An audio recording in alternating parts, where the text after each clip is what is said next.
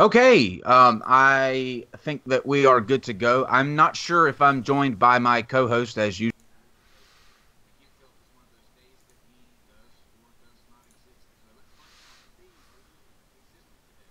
It changes daily, I guess. I exist, but I just found out like 5 minutes ago that somebody from the Atheist Edge does not believe that I exist. So, eh. I think you're being trolled hardcore.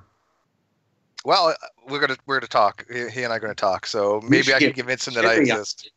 You Huh? should get Yeah. Mr. Sherry on the show to prove your existence or I non-existence. I think Richard probably believes that I exist. But a lot of people Yeah. seem not to believe that I exist. So I'm kind of like I'm not having an existential crisis or anything over it. There's no angst, but I just think it's Yeah. weird that so many people will actually say that they do not think that or they do not believe that I exist. Dr. It's weird. DiMattei, he had a 2-hour conversation online with people that did not think he existed. Do not believe that I exist. 2 hours. Oh, really? Okay, okay. They can think that I exist, but they don't That's believe the that I polite exist. way Two of different saying, things. "Oh wow, you're crazy." But listen, guys, we oh, by the way, welcome to NonSequitur. I'm Kyle. Steve McCrae. David is producing tonight, and we are joined by the lovely Dr. DiMattei once again. He is back a second time. The first show was excellent and amazing, so we decided to have him back. I um I gave some of your comments a lot of thought, and against my better wishes and my better judgment, I think, because I have a feeling I'm going to regret doing it, but I've decided that in June we will have a discussion on whether or not colors and triangles do exist. And I I went kicking and screaming to decide that, but nonetheless, we will have that discussion because you guys have expressed your. I can't believe this is a thing. Me either. That's the thing. That's where we agree. We do agree on that. We do agree. We don't agree on whether colors and shapes exist, like triangles exist, but we do agree that it's a weird thing that we're having a disagreement on. Yeah. But nonetheless, the people have spoken, so we will have that discussion. Join us tomorrow for Rag's Bionic Dance as they take on Matt Powell, who is the 22-year-old pastor that believes that atheist gamers are stupid, that homosexuals and unruly kids should be put to death by the government. So that will be interesting. Monday, we have another one of our deconverted stories, which this time will star Scientology. We have a guy who was deep into Scientology. He will come and tell us his kind of escape story. Tuesday, this is another one of you guys' requests, and I think it will be really good. We've got Apple versus Android. Two guys that are really knowledgeable in that field are going to come and discuss that. I think that will be good. And then Wednesday we have really good show. I mean, a really, really, really fantastic show planned. One of the software engineers for NASA. He's a NASA engineer, and he was responsible for some of the software that took the Cassini probe to Saturn and then deployed the Huygens probe onto Titan, the moon. So that will be Wednesday. All of these are at 8 o'clock. We're going to try to stick to a 8 o'clock p.m. Eastern schedule from now on so that everybody can kind of know when we're going to be on. And in the event that it doesn't coincide with that, if it's a different time, we will be sure to let you guys know. Okay, I'm going to throw it over to Steve to introduce our fabulous guest tonight, and then we'll get into some more Bible contradictions. Well, as you guys know, we have Dr. Stephen DiMattei back on. We didn't get a chance last time to really go into a lot of questions, so I know there are probably some people that still have questions from last time. That's fine, but hold off them to the end because we're going to be talking about more contradictions, I think, and also SJWs in the Bible. Is that kind of that was a joke? Okay, because I was wondering where you were going with that, because I wasn't quite sure, because I was like, I'm not that familiar with the Bible, but I don't remember there being SJWs in there. But if there was, that'd be cool. That'd be cool. Okay, so jokes exist. I'm not answering that question. Okay. So, you know what I figure is, how about we just jump into more contradictions? Because, like I said, we spent 2 hours last time, and we didn't even just get into the half of them. I mean, not even a fraction. So I'm just going to turn over to you and go where you want to go with it, because I found that last time was absolutely fascinating. So I like to see where you're going to head to tonight. Well, sure. So maybe I'll just start by rehashing some things I said last time. So even though my PhD is in the New Testament, over the last few years, I've been interested in what we in the scholarly community call source criticism. So basically the particular texts, oral traditions, law codes that sort of went together to create what we now call a book. But in essence, it's composed or compiled of a variety of different textual traditions, oral traditions, stories that were retold in various different ways. So when a scholar comes at the topic of contradictions, we come at it from a very different angle than perhaps atheists do, or a very different angle than fundamentalists do in refuting so-called alleged contradictions.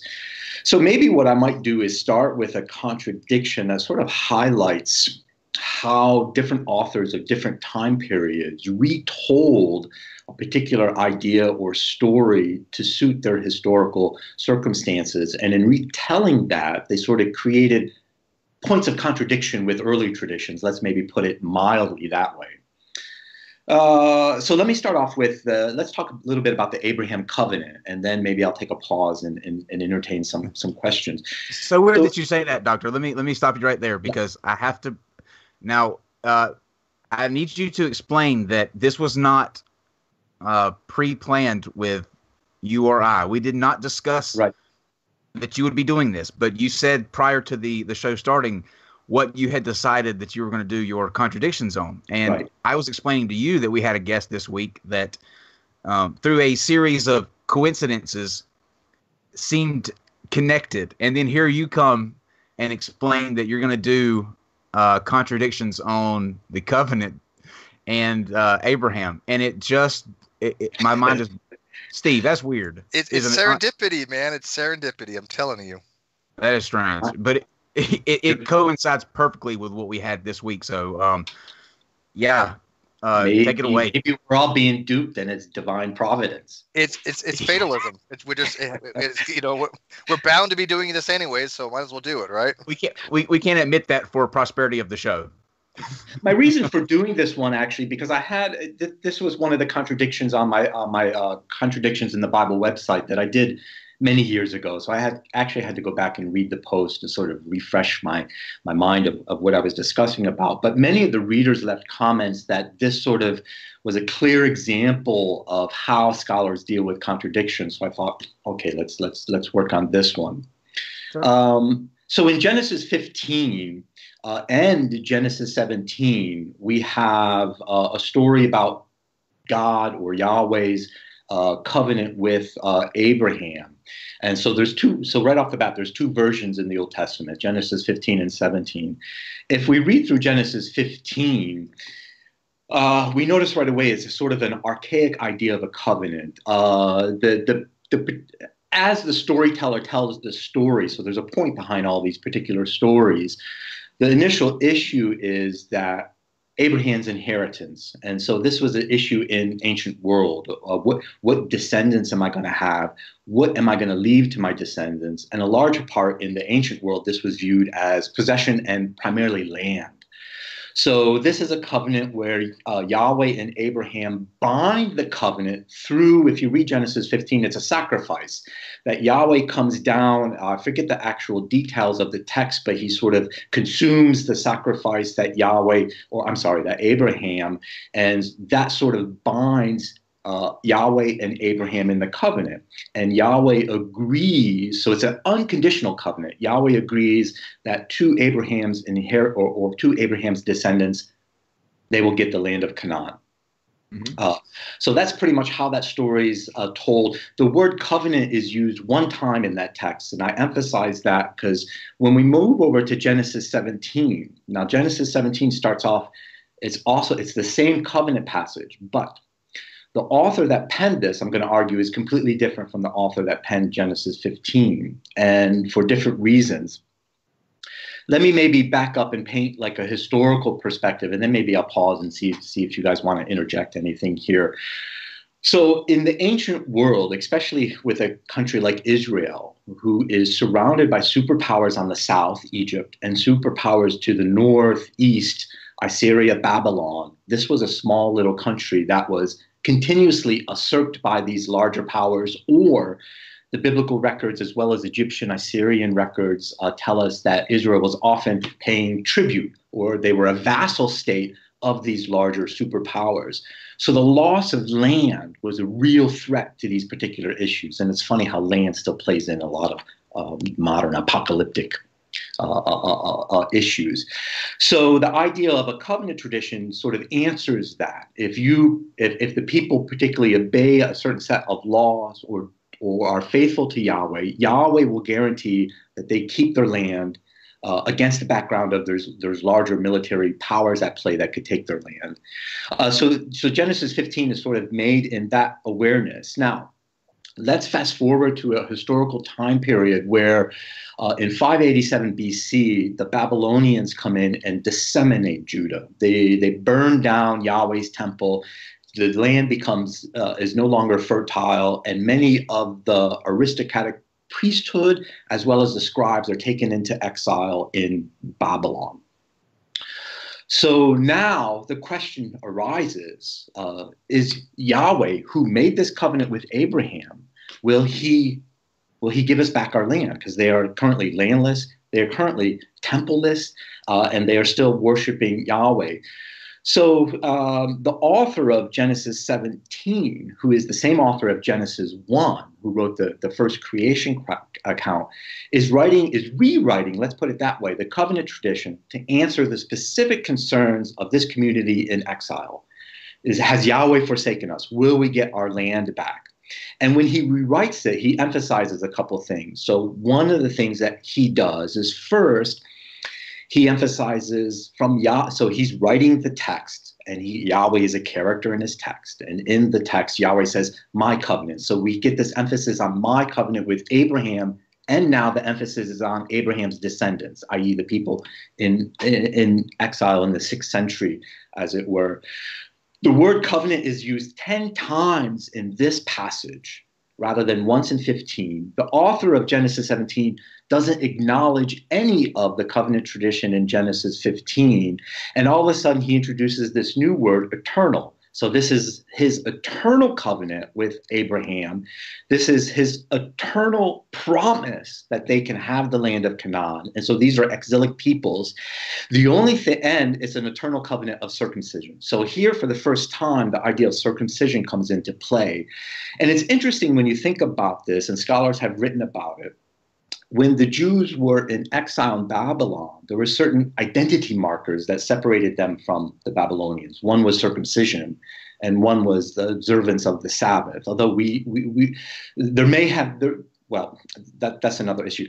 So what this author does in Genesis 17, he constructs a covenant tradition that basically says, if you people in exile honor the eternal covenant of circumcision and observe this, what we might call barbaric rite, but observe this rite of circumcision, you have fulfilled your end of the covenant that Yahweh made with Abraham. Therefore, Yahweh is obliged to fulfill his covenant. So to some extent, let me rephrase it this way. If the people in Babylon are doubting or questioning whether Yahweh will return them to the land of Canaan, this particular rewritten covenant passage says, yes, Yahweh will assuredly return you to Canaan as long as you're observing the covenant of circumcision there.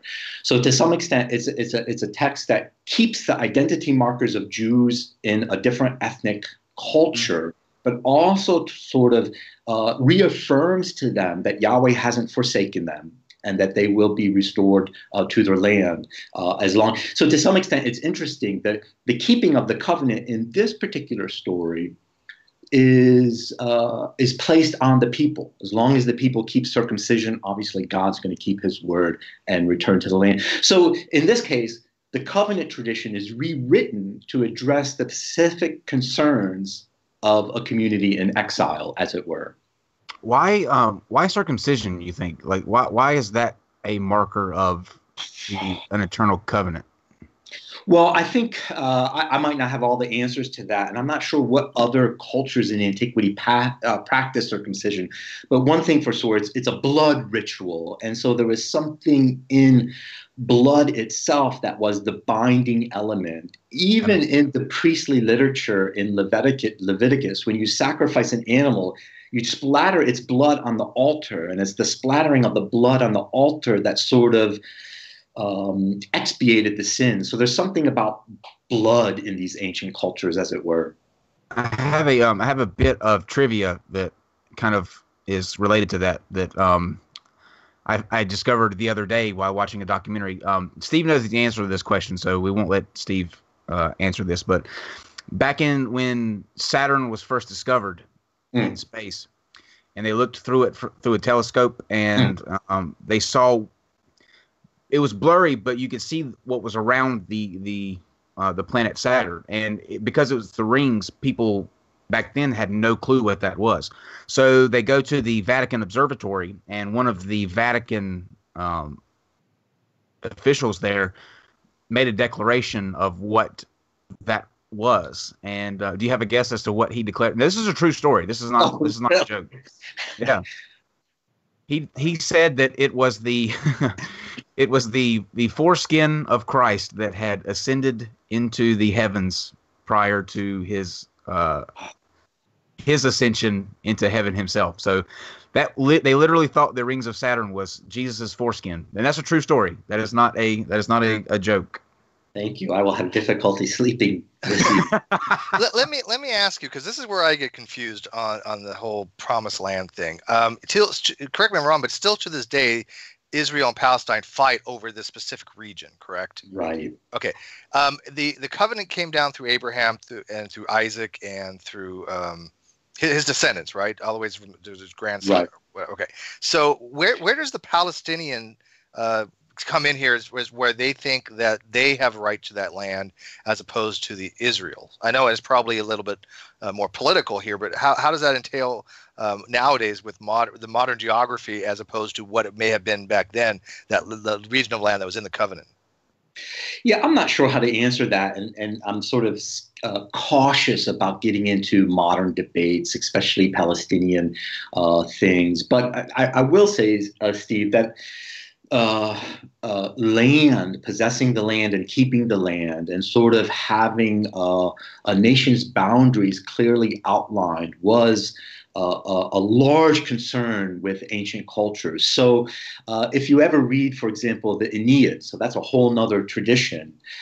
In the Aeneid, when the Romans, the original Romans, left Troy to set up their first colony in Rome, that land, Italy, was granted to them by Jupiter, whomever, I forget the exact text there. So this idea of these ancient narratives where God sort of accredits it or promises land to ancient peoples is a common thing. So we actually have, it's called the Moabite Stela. That's preserved from the 9th century BCE. But in that stela, the Moabite god Shamash is viewed as promising the land of Moab to the Moabites. And in Deuteronomy 1, the author has Yahweh promising the land of Moabites to the Moabs. So this idea of a deity sort of promising the land. Another thing interesting, Steve, is if you read some of the early stories of Abraham in Genesis, and he's traveling around the land of Canaan. What he's actually doing, he's traveling around and setting up altars to Yahweh in particular places. And if geographically, if you look where he is, it's right along the fringe borders of northern and southern Israel. And these altars to Yahweh are sort of demarcations of where the border of Israel is. So the storyteller might have been writing in maybe the 9th or 10th century when there's border disputes between maybe, let's say, indigenous people of Canaan, whether the Palestinians are tracing their lineage back to them. And the way the author justifies this land as belonging to Israel is by writing a story saying, look, our forefather set up an altar back here, and so this is our land way back then. So the stories were used to justify land property back then. And a lot of these stories, so on the one hand, you have one tradition where God authenticates the owning of this tradition for the Israelites. Other stories where Abraham marks this out. There's a cool story where Jacob purchases Shechem from the inhabitants. And there's even another story with a Palestinian king, Abimelech, I believe, where Abraham buys or digs a well there, and thus by digging the well, cultivating the land and making it a part of Israelite tradition. So anyhow, all these stories were used to sort of justify ownership. Whether that's a valid justification in the modern world, maybe that's more your question there, Stephen. That's certainly questionable. Yeah, more in the modern, why they both laying claim to that particular region of land, and what does it mean to them if they don't have that particular land? Because both of them seem to think that it is divine providence of some sort, that God has promised that. There's, like I said, there's different gates. I guess there's different regions: south, right, north, east, west. But they all think that one little region belongs to them, and if they don't have it, somehow they won't have prosperity, or what would be the damaging things to them if they don't get that particular region of land? Do you know about any of the modern version of that? It might just be this idea that still comes from antiquity, that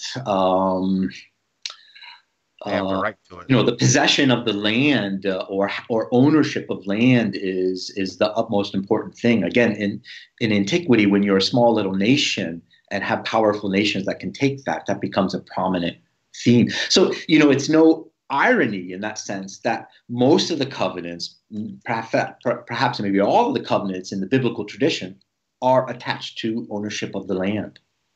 What makes you think that, or what gives you what's the evidence for there being more than one author to these two? Because you said that they're two different authors, and of which other, I guess, chapters or books do the authors kind of make an appearance? Yeah, so this is something that my scholarship sort of rests on other scholars' work. But for example, in Genesis 17, I'd have to go back and review some things, but there's specific words that we find only used in this 6th century document.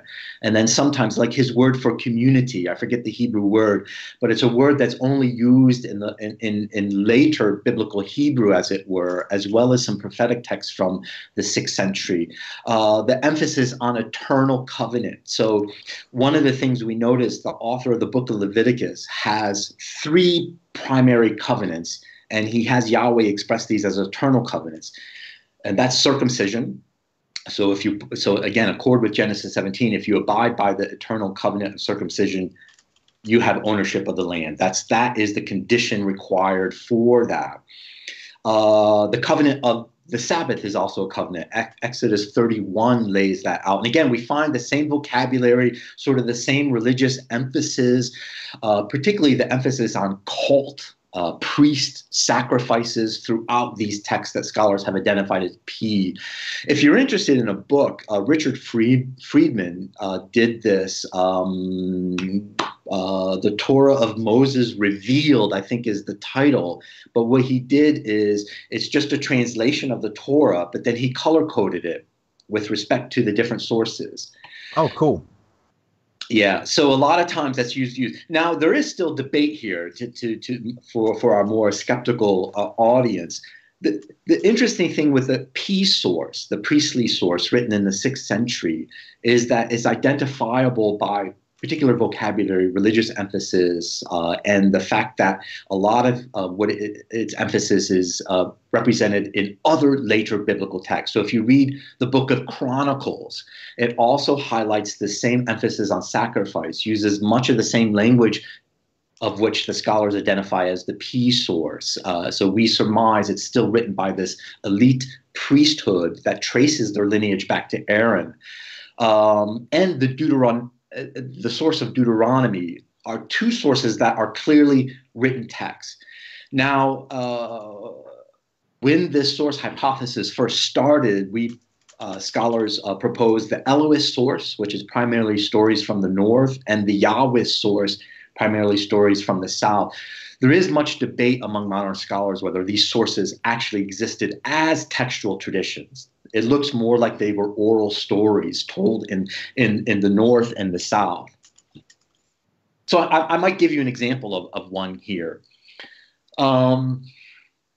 So in the book, so all my examples come from the Torah because that's what I've been working with. But in the book of Genesis, there's a story about Jacob and Laban. And if you remember the story, Jacob goes to serve his uncle Laban for 7 years, and he gets the wife Rachel and Leah in that relationship. And after 7 years, he needs to leave Laban. And one way the storyteller tells this is Jacob asks the question, okay, I've served you for 7 years. What may I leave with? What possessions? Again, the emphasis on possessions. Land is not here in this story, but possessions. And Laban says, well, you can certainly leave with your 2 wives and your daughters. And then Jacob proposes, well, let me leave with the deformed cattle and sheep, the speckled and spotted sheep. Maybe you've heard this story before. And then the narrator tells the story of how Jacob, through this idea of sympathetic magic, this old idea, set up a striped rod next to where the sheep and goats would mate, and they would procure other striped and speckled sheep and goats. So then Jacob ends up leaving with a huge herd, and Laban is swindled. Now, the story is interesting. I forget whether this was the northern or southern version of the story. I believe this was the way the Southerners in Judah told the story. Jacob is presented as a trickster. He devised a trick. He fooled his uncle Laban and ended up leaving with all the possessions as well.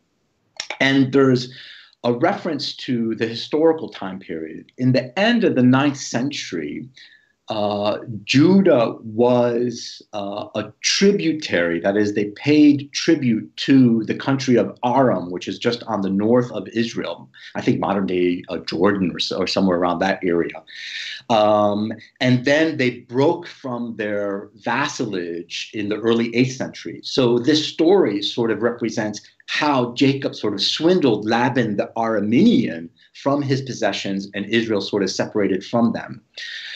So this story was told in a different way by the northern Israelites. The way they told the story, Jacob is not the actor, God is. So God visits Jacob in a dream and says, I'm going to multiply the speckled and spotted sheep for you, and you will have a large possessions or large flock to take with you, as it were.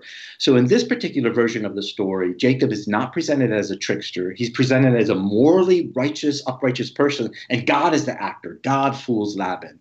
In the other version, God is not even a character in the story. Jacob, through his own cleverness, does it. So this is just 2 ways. It's a simple contradiction, if you will, but it's 2 ways in which a traditional story was retold. So a lot of times what I do is, the information that many fundamentalists or even more adamant Christians lack about the ancient world is it was a storytelling culture. And the Bible preserves various different versions of these stories. And what's wrong with acknowledging, oh, this was told one way in the northern kingdom, and 300 years later in the southern kingdom, it was told this way. That's all scholars are doing, trying to acknowledge these different variations. Do you think that the whole story with the spotted and speckled and the reeds that they were mating down by the river, do you think that's actually what they thought? They obviously had no idea about genetics, but do you think biologically they thought that was something that was viable, that if these things mated with those reeds being perpendicular, that they would have the stripes, or is that just a narrative in the story? If you one of my escapades into comparative religion was reading James Frazier's The Golden Bough. You ever hear of that text, Steve?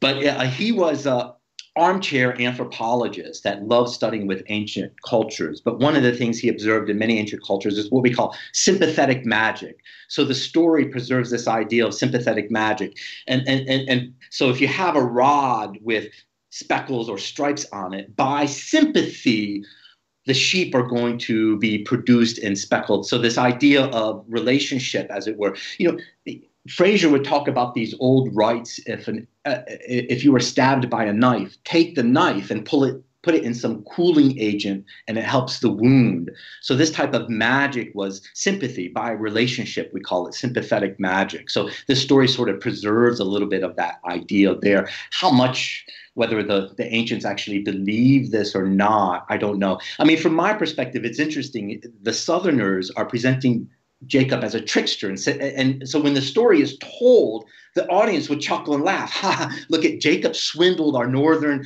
neighbors up there, Armenians, out of their possessions. You look at other stories in the Old Testament. One great story is the origin of the Moabites and the Ammonites. Now, if you read the story about Noah, was this Noah? It's been a while since I've been into the text, but I think Noah ends up sleeping with two of his daughters or one of Noah's sons. Oh, I don't recall. I don't know that either. I think it was Noah, but to some extent, one of his daughters' name was Ammon, so the origin of the Ammonites, and the other daughter's name was Moab. This is in Genesis, somewhere 11 through 17, somewhere around those chapters. But as a storyteller, basically what you're saying is the nation over here, the Moabites, they're born of incest. So these are stories where the audience would chuckle. The Ammonites, look at them. They were born of incest. So it's a derogatory story, sort of looking at your neighbors as some insensual sort of union. And that's what these stories were meant to do. I mean, they serve up a good chuckle during the campfire, and they sort of define one's own ethnicity as more righteous, as you will, compared to another ethnicity. How can they like square the two, I guess, when you have two different versions of the same story being told? If you're a person that takes the Bible to be literal, like every word is, a text that describes history, how do you square those two? Or have you come across that? Like, do you know kind of the arguments for why there would be two different versions of the same story in the book? Well, again, the conclusion most supported by the textual data is we have a variety of different authors that were writing during different times. The more speculative question is, why did the authors preserve these two stories, or why did they preserve them in ways? Like, it might be interesting, in Genesis 1, we talked about this. You have one creation account and then another creation account. They're preserved back to back. But in some instances, they actually try to intertwine them together. If you read the flood story, it's actually two stories of the flood. In one version, Moses is commanded to grab 7 clean pairs of animals, and the other 2 of each animals. And it's interesting, the term used in one is male and female, the Hebrew word, and the other one is woman and wife. So the terminology is different in the two. In one, it rains for 40 days and 40 nights. In the other, just 150 days. In one, it rains. In the other, the sky opens up and the waters of the primordial waters fall down. In one, the rain starts 7 days after Noah enters the ark. And in the other version, it starts right when Noah entered the ark. And in this case, the scribes stitched the two together. So a reader wouldn't really tell. And so we speculate, maybe this was a scribal exercise of some sort. Okay, we want to preserve both these traditions. Can we stitch them together? Usually when I start a class on source criticism, I get the students into groups, and one of the stories I give them is the flood story. And I say, okay, read it carefully and note down things that you observe about the text. I don't lead them. I don't tell them this is 2 stories. I don't tell them anything of what I just told you. I just go, I want you guys to pay super attention to the details and note what, I don't even use the word inconsistency. I just say, just jot down what you're observing. And they start to see that once they get into the text. How come this could be? And then we start talking about, well, logical conclusions. What is the, I mean, from my perspective, I'm more interested, what is the text telling us? No, we have these other texts, do we? I mean, I'm fine with multiple different versions of a story when they're eyewitnesses, because eyewitness testimony is unreliable, and I'm actually okay and from a biblical point of view if one witness says I saw this, one witness says I saw this. Now, granted, they both can't be correct, but we know in reality that witnesses don't see the same things, really, and so I'm willing to kind of put that aside. Now, these narratives of like the flood, Do we actually have the text saying, okay, in this particular case, the fountain of the deep opened up. In this one, it fell from the firmament. And this one, it started this time. And this time, it started this time. And do we actually can show that they were kind of, as you said, stitched together by scribes going, okay, we have all these different versions. Let's make one cohesive one? Yeah, for me, Steve, the textual evidence is conclusive and undeniable. So we don't have, let me back up, we don't have like the textual tradition with this version of the flood and the textual tradition of this version. But if you separate them out based on language and based on these different thematic stuff, you actually have two complete, coherent versions of the flood. I mean, it's like nothing's missing from each one. Each version, so the hypothesis is we had two separate ones that were stitched together. And when you separate them out, you can actually read each version completely. There's nothing missing from each story. That's fascinating. But they can't both be correct. No, so neither one of them are correct. Well, I agree with that. Yeah, I think obviously the flood. Right. So the issue is not historicity. So the issue is not historicity. I highly doubt our biblical scribes even recognize these as history because they themselves saw two different stories. It's more of a tradition that meant something for them. For example, one flood narrative, and the modern community completely misses this. I might argue that the older flood narrative, which generally comes from the tradition of the Yahwist, the prologue to the flood, that wickedness has spread across the earth, and so Yahweh is going to make a flood. The intro of that text has a verse that says something like, and evil was inherent in man's heart, and wickedness spread across the earth. The flood comes, a new population of humans emerge, and somewhere later, like around Genesis 9, Yahweh is presented as saying the exact same thing. Evil is just inherent in man's heart. So if you think about it, the text, our author is actually making a philosophical statement about the nature of humanity, that we are inclined to bad things or evil. Because in the beginning, we had an evil might be too strong of a word, but bad inclinations of the heart, I think, is the more literal sense of the Hebrew. The flood is done to eradicate evil, not necessarily eradicate humans, although it does that in the process.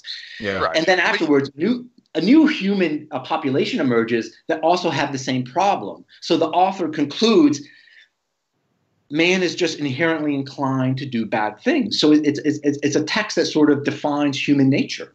I have a question for you, Steve. Do you really think the scribes didn't believe the flood ever happened? Not if they're working with two different flood narratives. Yeah, it would make sense to me as well. Steve, it's really hard to say. I mean, that is quite a speculative question. Yeah, but you doubt it. I mean, obviously today people do believe it, and it still boggles my mind that anybody can think, with the amount of science we have, that the flood is even physically possible in any way, shape, or form. But think about this, Steve. When you asked a question about how you could have those two stories and be looking at them that way, how would you kind of account for the fact that one of them says it rained for 40 days and 40 nights, and one of them said it rained for how long? What was the other option? 150 days. Yeah. And then one it rained and one the heavens opened up. Those are two starkly. Oh, completely, sure. Right. I just wonder how people today square that, seeing that, because those two examples to me would cancel out the entire flood narrative. Well, I mean, they're really. This may be rather harsh for me to say, but there's really is very little to no interest in the public population, and maybe my criticism here is to Christians, although I acknowledge I'm making too much of a generalization here, of actually sitting down and learning about these texts, knowing about their authors and stuff, and actually looking at the ways these different stories were told. I mean, they are more guided by, and I spoke about this last time, those theological implications that are implied in the title, the Holy Bible. So to some extent, that sort of prejudices, as you will, and I think that's an appropriate word, their understanding and reading of these texts before what the texts themselves are trying to say to us or about themselves. I just wonder how you choose, like, which narrative you're going to go with, because I think everybody, if you were to ask them, they would either say the 40 days or with the two pairs of animals versus the seven? Like, how do you Right. how is it chosen which narrative you're going to go with and which kind of pull out of that?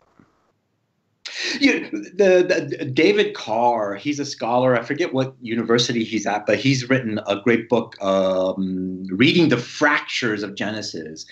And again, if you look at that title, and this is really what scholars do, they read the text, but there's an inconsistency, there's a fracture, there's a seam there that gives us scholars a clue that two stories are edited together. That imagine you're reading an English text, and in one part of the English there's Shakespeare English, and the other part there's modern English, and you would see, oh, there's a fracture here in the text, and the text is telling us that the language is coming from two different periods, that the authors are addressing two different concerns. So he does a lot on this particular issue and does a fantastic job. His books are highly scholarly. He sticks with the Hebrew and shows the readers exactly how these seams and fractures, different Hebrew vocabulary, is supporting the conclusion that we draw, two different authors in two different time periods. So obviously, Kyle, I mean, the flood narrative is an important story for many ancient cultures, as it were, because one of the things that threatened existence, to go back to Steve's existence or non-existence, I mean, one of the things that have threatened, the existence of these cultures back then were forces that they could not control. And if your culture lives on a delta area, water is certainly one of those things you could not control. The land of Canaan, because of its droughts and dryness, that was not. So one, you had to have a deity that can control these particular forces. So the stories present a deity that controls those particular forces, life, fertility, death, as it were. So these stories were important to the culture. So you have an older story version told by a storyteller, and then you have a later version written by the same author of Genesis 1, and that retells the story. And then you have a later editor that says, hey, let's just stitch these together. And there's where it gets more speculative. Why did they do that? What were they doing? So one conclusion is obvious. They felt the necessity to preserve both traditions. Yeah, because they just take it as an oral story that was passed down, and they finally decided to write it. By the way, I'm going to get shirts made. It's going to have my face. I exist, believe. That's what it's going to be. We're going to sell those. I exist, believe. God help us. God help us. Believe, people, have faith. Oh wait, now I'm equivocating. Can you? I think those parts are fascinating. Is there another example in the Bible where, like, kind of a well-known Bible story has been stitched together like that? Right. So I would encourage my readers to read closely Exodus 14 or 15, I forget which one it is, but that is where Moses comes down with his magic rod and the Red Sea parts and the Israelites travel through. If you read that closely, you're going to get passages where, so you get one verse that says, Yahweh blew all night long against the sea and the waters abated, the waters receded all night. And then you get another verse somewhere in the story, and in the morning the waters came back. And then you get another verse in the story, the Israelites don't cross. And then, then you're reading the story and you're scratching the head and say, okay, I know the story. Moses parts the water, not Yahweh blowing against it all night. The Israelites cross and the Egyptians come after them. But you have these verses. So then if you pay more attention to some of the vocabulary and other things, there's two stories stitched together there. So the older story is a very, what we call an anthropomorphic presentation of Yahweh. Yahweh's, in this older tradition, Yahweh's often presented in the form of a man. He regrets, he changes his mind. Later, I think we talked about this last time, later theologians are going to rewrite those stories because they're uncomfortable with that idea. But in this version of the story, if you separate it out, the Israelites are coming to the Sea of Reeds is actually what the Hebrew says. Yahweh says, don't worry, stand aside. So the Israelites take cover. During the night, Yahweh blows back the waters and holds them there. The Egyptians, come into the water. Now the Israelites are on the shore. They haven't crossed. And the Egyptians can't see. In the morning, the water comes back and the Egyptians are thrown up on the shore. And again, if you separate the text out, the story reads as a complete story. No verses are missing. Nothing. There's no incoherency with it. And then the other verses that are left, is Moses comes to the Red Sea. Yahweh says, part it with your rod. The Israelites cross. The Egyptians follow. The Red Sea moves back, and the Egyptians get buried at the bottom. So then so these are the same two authors of the flood story. It just so happens, the same two traditions. Interesting. That is. So here we have, so here, Kyle, it makes more sense if we ask, why did this later author retell this story? So basically, it's a celebrated story that would have been told at festivals. The people would have known the Yahweh blow back the wind. One is a theological reason. He might have been appalled with the idea of God blowing back wind, all right. So the way he retells it, I mean, God is majestic. He doesn't play any part. He gives Moses a magical rod, and boom, he does that. So that might be one reason why the story is retold. But then again, you have a later scribe that merged these two stories together. And so, one thing to conclude here is the redactors of these texts, or the scribes that put these stories together, they weren't, or I guess maybe we'll rephrase it more cautiously, how concerned were they with eliminating contradictions? I mean, not at all. Not at all. I mean, maybe one might argue in these cases where the two stories are weaved together, maybe he tried to limit those contradictions or limit a reader observing that. But in other places where they're two separate stories, so one popular thesis is among scholars is that the scribes were preserving different variations and different tellings of Israel's sacred stories. They consciously preserved contradictory stories. Like an anthropology, almost. Yeah. An And anthology. our mistake is we read this as a book, as a narrative that has a plot and it goes forward. That's not how ancient scribes read this material. So that's another thing that stumbles modern readers. Do you know if there's multiple stories of the story at the end of that where Moses couldn't get into the promised land because he was supposed to talk through this rock and he struck it and he struck it again. I guess that pissed God off, and God said, hey, because you hit the rock twice, you can't get to the promised land, something along those lines. I'm probably butchering that, but it's something the story's kind of close to what happened, right? Is there multiple? You talked about burning bush, I believe. No, it was a rock. He was supposed to communicate with his rock, and he's hit the rock and it's supposed to bring forth water, and it gets a dent in it, and he struck it multiple times, and that pissed God off.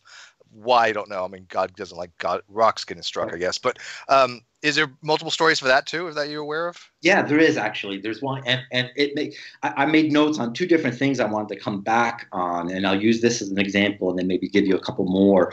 One, Steve, you asked earlier, and it's a fascinating question for me too, because it sort of resolves a lot of modern issues.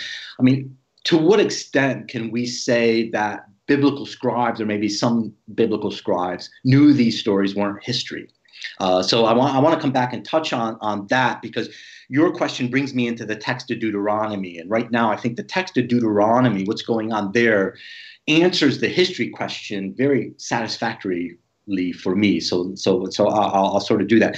So in Numbers, the story of Moses hitting the rock, and apparently he does something wrong. I think it's more of an issue of he questions Yahweh's faith in this particular instance, and as a result, he's denied entrance into the promised land. Now, we might pause. Some of these stories might actually have been created to explain why Moses' bones can't be found in the promised land, this apparently high-ranking ancient ancestor, as it were.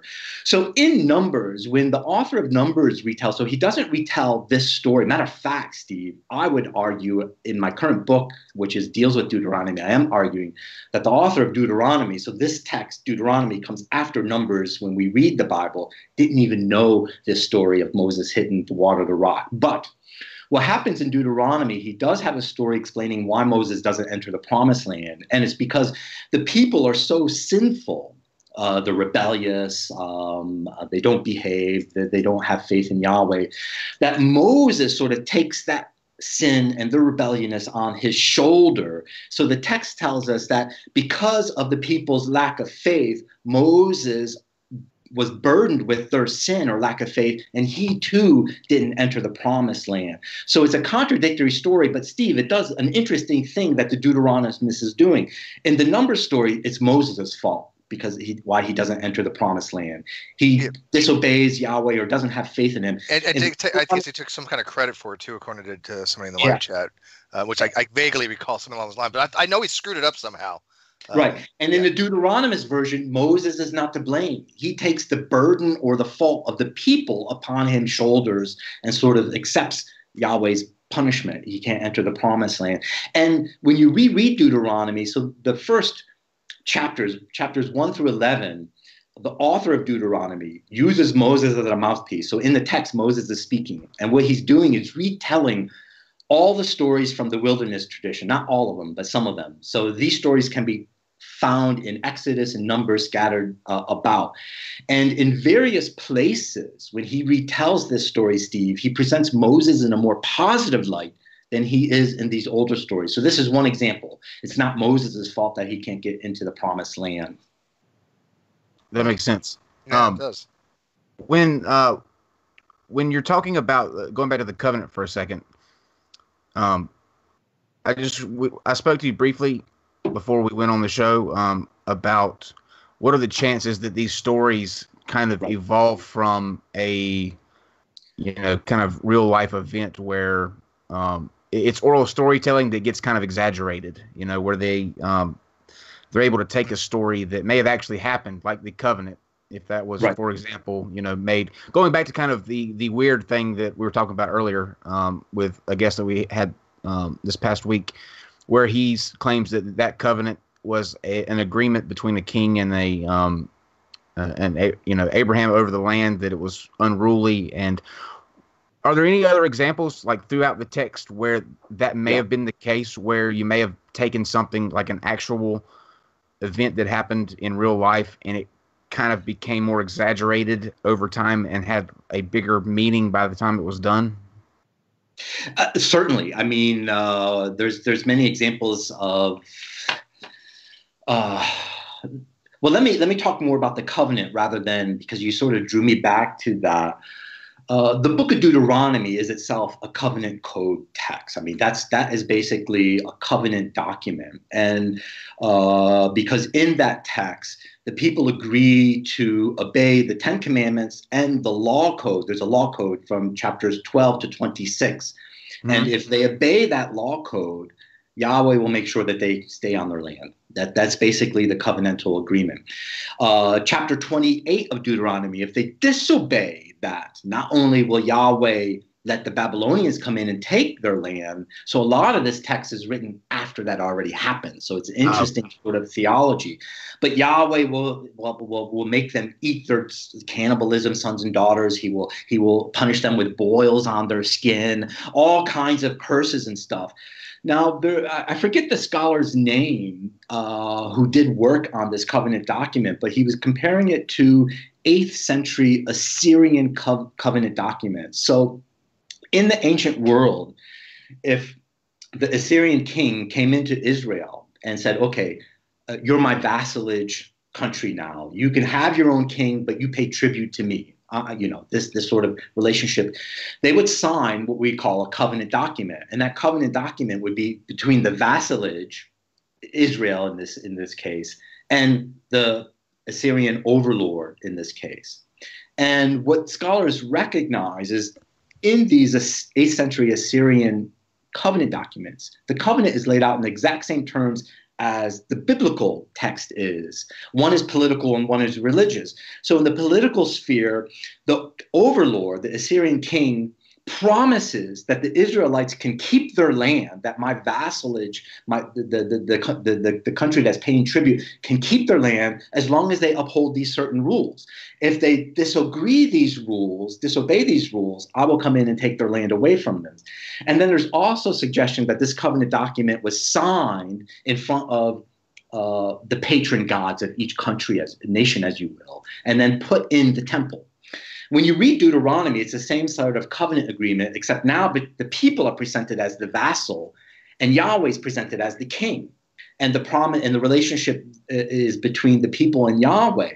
And it's presented in the same terms. I will promise that you keep this land as long as you obey my particular laws. If you don't These are the curses that happens.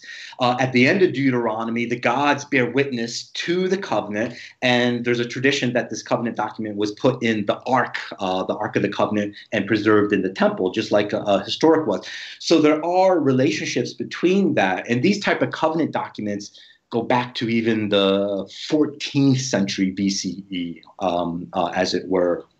It's amazing that you say that, because that plays almost right into the narrative that we were discussing the other night. How that was an agreement made between just a king and a person, and not they. It's just weird to how you're saying that, based on your experience too, that you see those examples where covenants in real life kind of mirror those that were in the Bible. It's just so strange.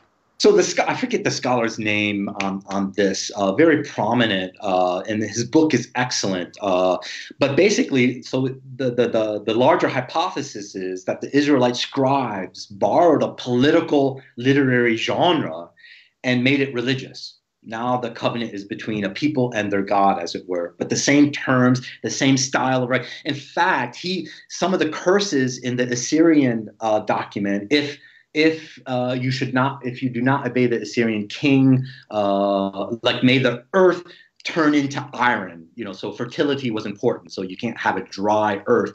That same curse exists in Deuteronomy. So some of the same curses are actually existed as well, which helps scholars. One of the reigning theories is that Deuteronomy was written in the 7th century. So there's a lot of historical connection as well. That is fascinating. Do you want to get into maybe one more pretty prominent contradiction, and then we'll open it up for questions and stuff from the audience? Actually, before I do, let me come back and hit on 2 points. Sure. And then maybe I'll do actually, let's keep working on the covenant, because my Genesis 15 and my Genesis 17, one could argue, well, Genesis 17 isn't really contradicting Genesis 15. It's offering more specific detail and then introducing the eternal covenant of circumcision. But about 1,500,000 years later, this Jew, in a completely different cultural context, a Hellenized world, a Jew named Paul, actually comes along and rewrites the covenant, and circumcision is not a requirement. So there you get a complete contradiction.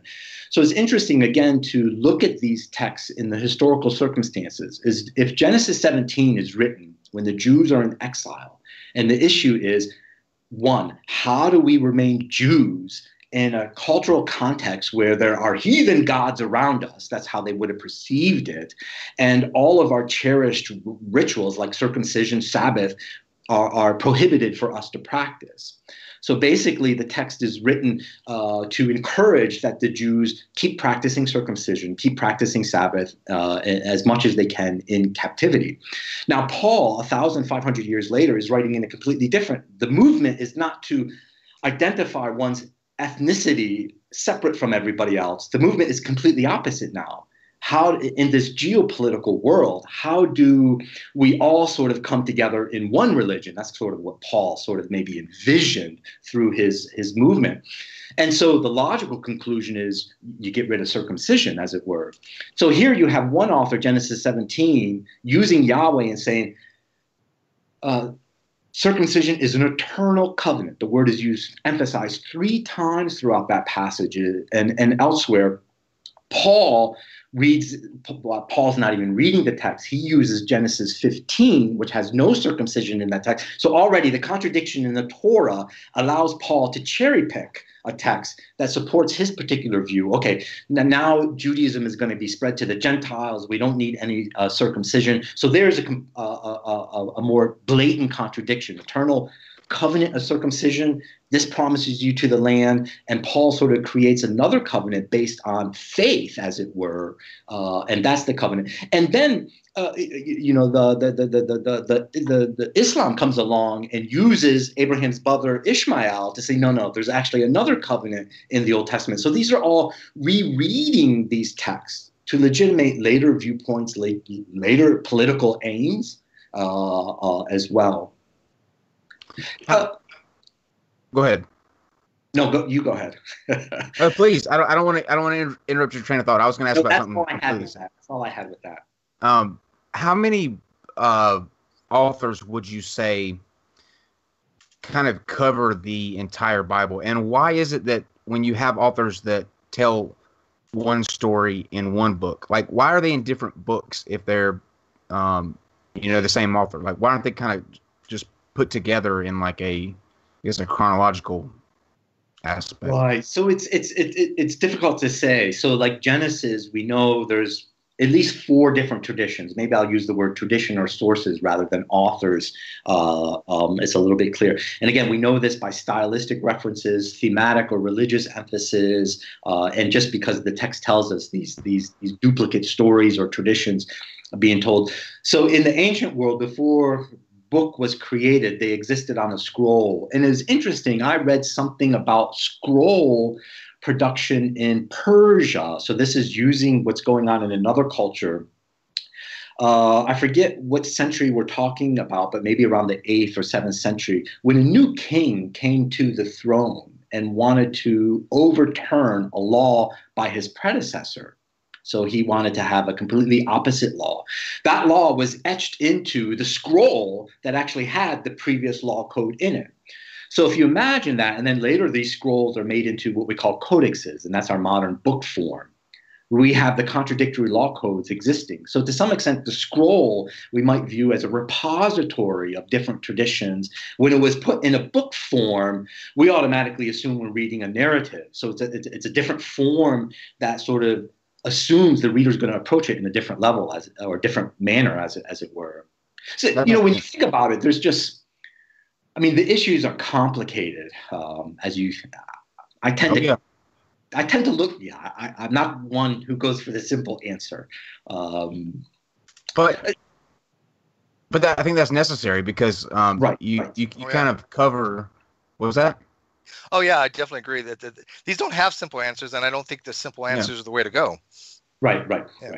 Yeah, especially when you're talking about something that as sensitive as, like you said, the emphasis is put on the holy part of the Bible, and when you're able to kind of, I guess I answered my own question earlier, like why you don't hear about these differences in the stories kind of coming up, because why would you if you're in a church setting, you're not going to point those different sections out. But once you learn those, I think it's hard to kind of make a concerted argument for the validity and the infallibility of the Bible when these blatant contradictions are there in the book itself. Like it's not something that's up for discussion because it's there. It says those two things. The issue, when I debate or talk with a Christian or a fundamentalist on this,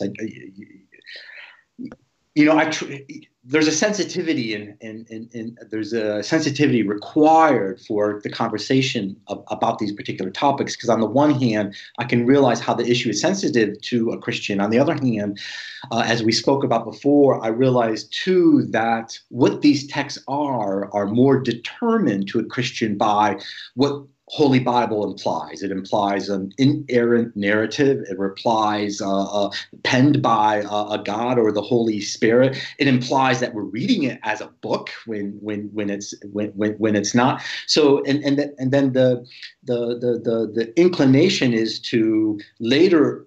You read the earlier text through later theological prisms or later theological interpretive frameworks, as it were. So there's very little of getting into the text itself. And I think I've expressed this on our last show.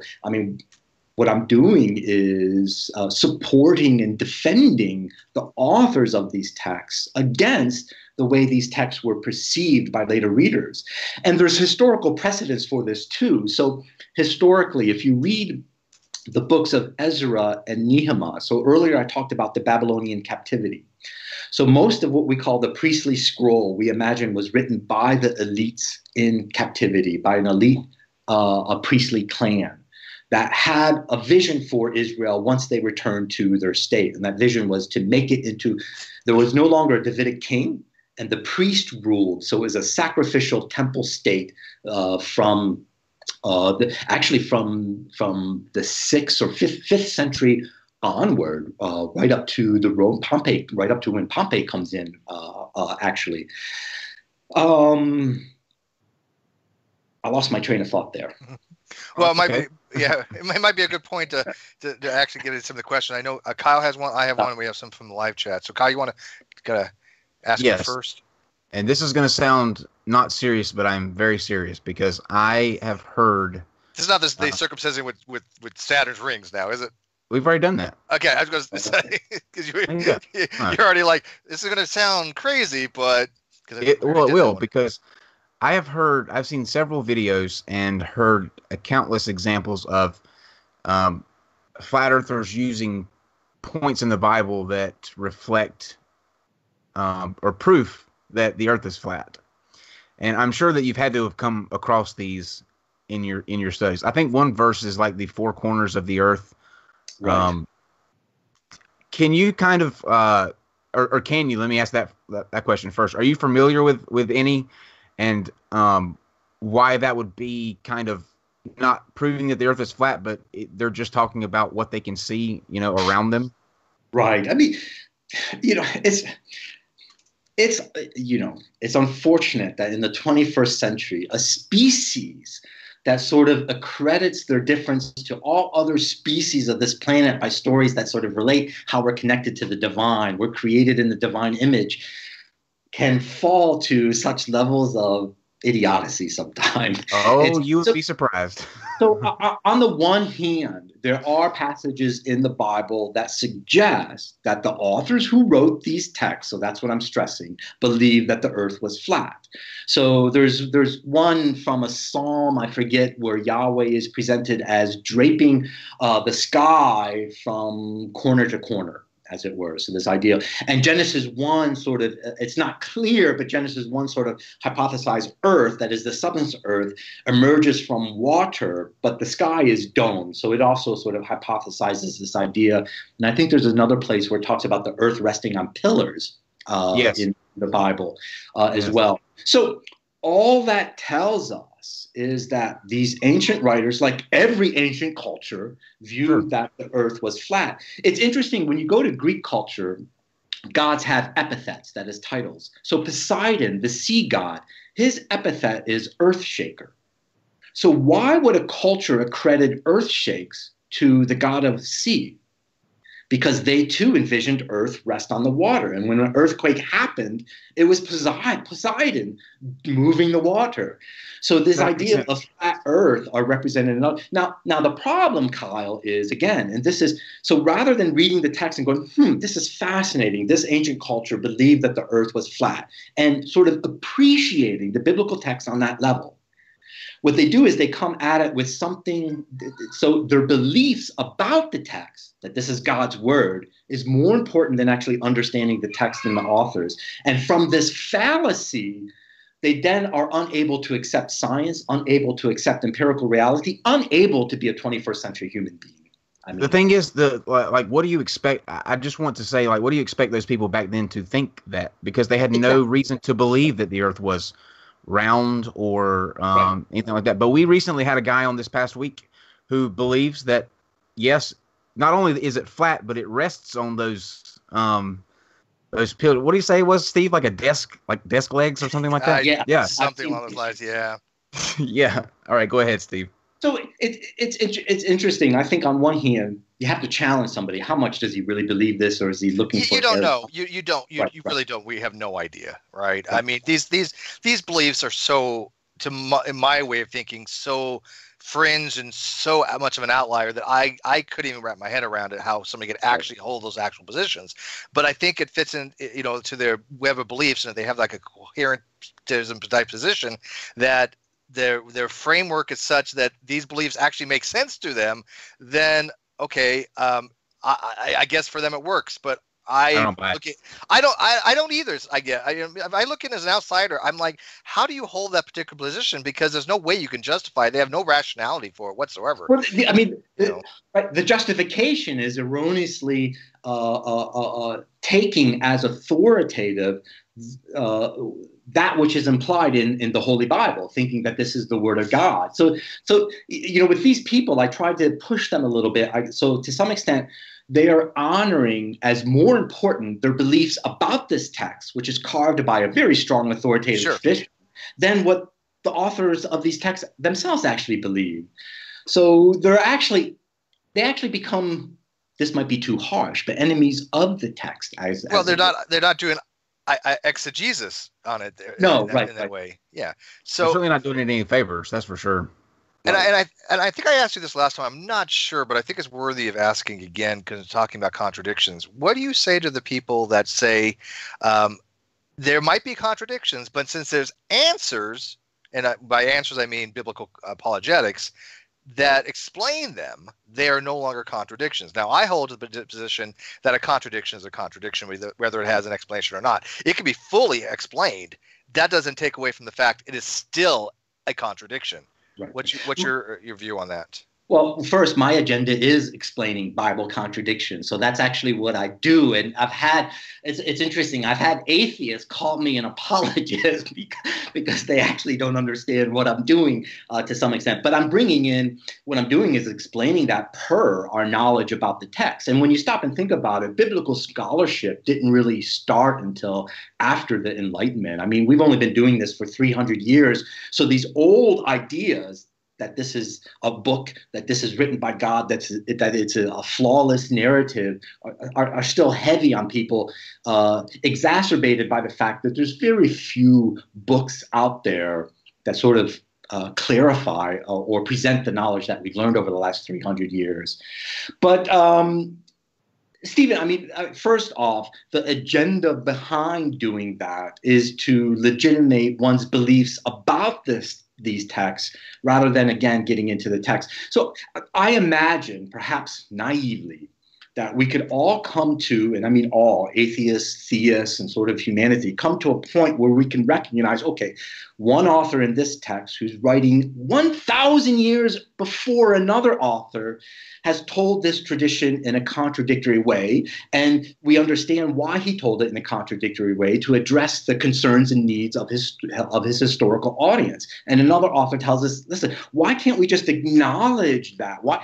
I mean, the issue, Stephen, is why can't we acknowledge the authors and what they believed rather than imposing our own exterior belief about these texts and raising that up to being more important than the individual beliefs. And that's what they do. And that's what they do, though. Right. But that is exactly what they do. There's no way that's, yeah. There's no way that's not. Yeah, exactly. And I keep on reiterating this. When people say, the Bible cannot be wrong, I point out to them, what you're saying is your interpretation of the Bible to you cannot be wrong. Big difference, because they are imposing the fact that they are reading something and they're saying this cannot be wrong. It is, by extension, they are doing that, filtering it through their own cognitive processes, their own interpretation, their own cognitive faculties, and because of that, then they have their own preconceived notions and biases and presuppositions that bring them to the table. They can be wrong. They are literally saying they are being infallible, not the Bible. That's how I look at it. Right. See, that's why when I teach a class on source criticism, as I said earlier, I start off by giving the students, I'll make a photocopy of the Genesis flood narrative as it exists in the Bible, have the students read the text slowly, carefully in a group, and just note what you observe. That's the only clue I give them. I don't lead them on anywhere. And so basically now these students, whether they realize it or not, they are in a task where they're making textual observations about the text. And then later as a class, we're going to, what conclusions would you draw about what you observed in the text? So basically, Steve, that sort of methodology is a methodology that starts with the text. And here, I don't mind if another scholar came on or an apologist came on and had a disagreement with me on how we're interpreting the textual data. That's all part of scholarship, as it were. But in these particular cases, they're starting with an understanding of these texts that is extra-textual, that is outside of the text. They're not starting with the text themselves. They're starting with predefined givens that tradition has taught them is truth. And from there, they have to squeeze the text into fitting that. So there's no being honest to the text in that scenario. Mm-hmm. You mentioned that about having a discussion with that, and that's kind of where I wanted to go next. We had a discussion, I believe it was last Friday, with Dr. Bowen and Robert Rowe, and it was a discussion on the flood narrative. Now, Dr. Bowen is an atheist. Rob is a theist, and Dr. Bowen was arguing from the position that is true to the text. So Rob was saying that the flood was a local event. It was local in that region. Dr. Bowen was arguing from what the text actually said, that it was a global flood. And that was fascinating. So I think if we kind of do the same thing with having you in it, that would be cool to do. Don't you think, Steve? Like take a story of somebody that believes one version and have Dr. DiMattei kind of come from what the text actually said, because it turned out to be a fascinating discussion. Yeah, I mean, because the hardest part we have, I mean, obviously we have no expertise on the Bible itself, especially the linguistics and stuff like that. So having different people having different aspects of expertise on the Bible together, I would find absolutely to be probably the best hangout of all time, as far as talking about the Bible, because I don't have the skill set to do it. I don't speak Hebrew. I don't speak Greek. I don't speak any of those languages. I don't read any of them. So I have to defer to the experts on that. I mean, that's unfortunate that the social media and Twitter world that we've created. I mean, there's a platform for non-experts to pontificate on the Bible. And do they ever pontificate? Yeah. Oh my. Do they ever pontificate? They don't know their limitations. I mean, we know our limitations. I'm not going to discuss some things that I have no clue about. Followers, they sort of become the mouthpiece for, and it's unfortunate because. What I'm actually doing here, not many, and this is regrettable with my own profession, not many professors and scholars are actually engaging with the public on, public issues related to the Bible. It's sort of a closed conversation between biblical scholars, and that's really unfortunate. It's I think probably the most fascinating discussion we will have on this show to date will be the covenant discussion, where Dr. DiMattei is going to be with us on that too. So we have quite a who's who of ancient literary and Egyptologists, and that would just be a really cool hangout, I think. And you're still going to have people that are out there that have no education whatsoever going, hey, you know what? I know more than these guys. Oh, you know what? They're just talking bullocks. We get that all the time. It's ridiculous. It's just amazing. We hear from them. So, Steve, was there any questions from the live? Just one per se. A person wants to know basically, I'm going to read it verbatim, but I think they're just asking you what your primary sources are. But they say, my question is that he is attributing the storytelling aspect to all sources based upon the fact that different sources wrote different things. So I think he's just asking, what sources are you using to say that they're combining them into one narrative? Well, I mean, the biblical text itself is the primary source. Again, David Carr's book, Reading the Fractures of Genesis, is nice because Carr is a Christian. He's a professor at, I think, Hebrew Union College. It's a theological school. So he's very much a Christian believer, yet he's able to look at the text and sort of say, look, these are different traditions. But Steve, he does a wonderful job in actually, I mean, I love his book because it's textual. None of his personal beliefs or anything comes through. He says, look, these are the textual things. And so they're based on vocabulary, themes that keep reappearing, phrases that keep reappearing. So in Genesis 1, be fruitful and multiply. So after that particular phrase, after scholars have already identified through various other stylistics and vocabulary, the Hebrew of the priestly source, we also realize that in the priestly source, this phrase, be fruitful and multiply, appears 13 other times in the Pentateuch 12 of which come from the same source. So it was a phrase that this author readily used, as it were. Again, in my Genesis 1 book, I go through a lot of the Hebrew stylistics, vocabulary, listing a whole list of vocabulary of Genesis 1 that the author of Genesis 2 does not even know, and other places in the Bible where we find this vocabulary of Genesis 1 are in other texts written in the 6th century. So I do a lot more work with that in my book. I just have. Oh, do you want to follow up on that, Steve? I just have one more. I know that we're a little bit past our time, Doctor. If you have time, I just have one more question for you, if you can. Yeah.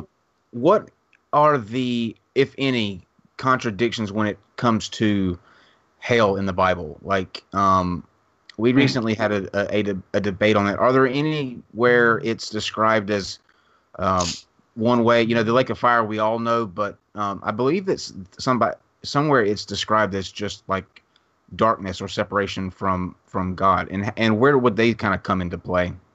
Oh, hell, you're talking about. Yeah. Sorry, my country twang gets in the way a little bit sometimes. Hail. Hell. Y'all going to hell.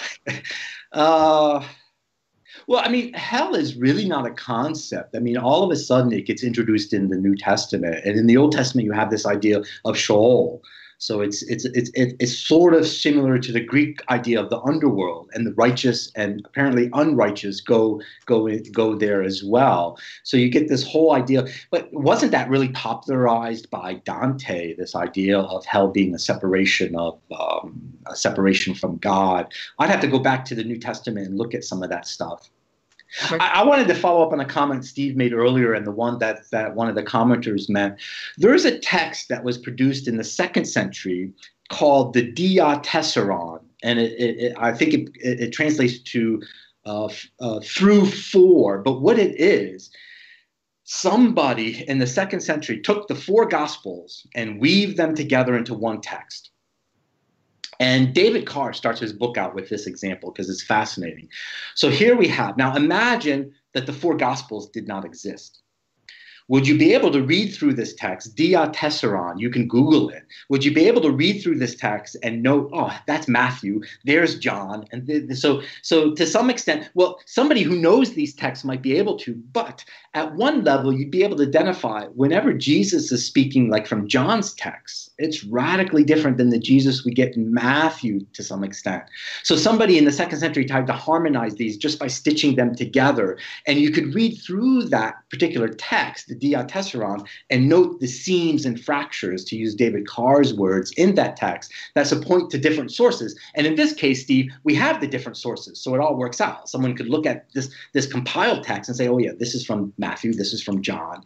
But the same thing exists with the Old Testament. We just don't have the independent sources as they were prior to compilation. What was the name of that book by David Carr? David Carr. Reading the Fractures of Genesis. I'm going to write that down real quick. Fractures, Genesis. Okay. Well, that was another fascinating discussion with you, Dr. DiMattei. The time frame when we do shows like this kind of fly by. We always say that, but you kind of you note the difference between when we do shows like this and the one that we did Thursday. These kind of go quickly because they're so fascinating and interesting. So I want to thank you once again for coming on. We love having you. The people love when you're on. So I'm gonna let you kind of close out with letting everybody know where they can go to find more about you, your website, and that sort of thing. And then we will get together and we'll all pick out a date for that covenant talk. It's so weird and coincidental that you happen to plan talking about the covenant. I can't square that. I really can't. Okay, well, I just want to say thanks for having me on again. It's a delight to sit here and talk and actually get out some of the knowledge that us scholars know about these texts to a larger community. So it's a delight. People can look at what I'm doing at contradictionsinthebible.com. Again, I haven't posted something on that website in an awful long time, so I've been distracted with other things. And if your audience is looking for a more detailed case about contradictions between Genesis 1 and Genesis 2, I would recommend my Genesis 1 and the Creationism debate book because it clearly lays out. And so I would actually be open for someone to read that book, look at the textual data, and if they want to question the conclusions I draw or the questions that scholars draw from that textual data, that would be a great discussion topic too. Oh yeah, that'd be fascinating. If you're listening, read the book, and then let us know if you have any kind of conflict with it, and we'll set that up. That'll be great. Yeah. And I believe Steve has something he wants to say to close us out. Just don't forget, tomorrow, 8 o'clock p.m. Eastern time, join us back here for Rags Bionic Dance and Mr. Stone, Homos, and Unruly Kids. Yeah, I can't wait for that one. Trust me, as a parent, I hear that I just kind of cringe, but we'll see how that goes tomorrow. As a gay man, I hear that and cringe as well. Yeah. Oh man, the people we bring on. But to let you guys know, Cyrus the Skeptic is having a hangout now with Jim Hall of Atheist Edge, who's a really great guy, who I'm going to be having on probably next week to talk about him because he doesn't believe that I exist either. And so he doesn't. He actually doesn't. But I like Jim, but he doesn't believe that I exist. I quit YouTube. So I'm putting the link in the video live chat right now. So I want, if you can, go over to Cyrus. He only has like 11 people watching, and he has 1,000 subs. So come on, so go say hi to him. Tell him hi from the Non-Sequitur Show. Hi from Steve, and hi from Kyle, and hi from Dr. DiMattei. Even though he has no idea who Cyrus is. Don't say hi from Steve because Steve doesn't exist. Yeah, tell him I exist. Him. You can say hi. There you go. Yeah, say hi from Kyle and hi from the non-existent Steve. So with that, I thank you guys, and this was great. I'd actually really like this kind of a show. Just listening to somebody talk about this stuff because I'm not that familiar with this stuff, and so I learn, and I think that's the greatest thing about this show is that I like learning new stuff, and this was all new to me. I've never heard of some of this stuff. This is great. Well, great. Yeah. Well, thanks. Anytime. My pleasure to come on again. We will definitely bring you back. All right, guys. From Kyle and David and Stephen DiMattei, and if Steve existed, he would also be telling you goodbye, but he doesn't, so he can't.